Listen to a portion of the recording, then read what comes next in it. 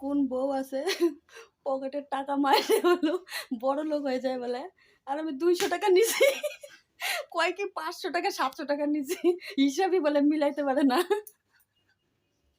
তখন থেকে হিসাব করতে বসছে, 200 টাকা নিলে সবসময় কয় 500 টাকা, 10 টাকা নিলে কয় 50 টাকা। এই মানুষের পকেট থেকে কিভাবে আমি টাকা নিব বলো? আপনারাই বলেন তো কিভাবে টাকা নেবো এই মানুষটার পকেট থেকে? কোনো দিনও পয়সা মারতে পারি না আমি, কোনো দিনও না। 100 টাকা মারলে 500 টাকার দোষ করে ওই ভয়ের চেটে কয়ে ফেলাই, সত্যি কথা যে নিছি। জায়গাটাও দেখা দিলাম কোথায় লুকা রেখেছে, আর লুকা রাখতে পারবো না।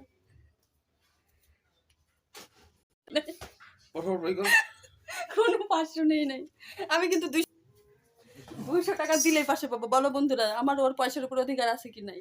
200 দিলে 500 পাবে, এবার 200 হারাবে না 500 হারাবে, এবার ওর উপর ওই টাকাটা বলতে খুঁজেই পাবে না। 500 টাকা দাও, 200 দাও, 200 দাও, 500 দিচ্ছি তো। তোকে আমি ওগুলো উল্টায় আমি টাকার কথা দেখতে বলছিলাম। তুমি তো কইতো দেখে নেই, রাত্রেবেলা তো কইছো আমার কাছে যথেষ্ট টাকা আছে। দাও 200 টাকা দাও, হাত খরচা আমার। আমি কি কামাই করি তাই জন্য কি বরের পয়সা অধিকার নাই বলো তোমরা? হিসাব মিলাচ্ছে তখন মিলাইতে পারে না।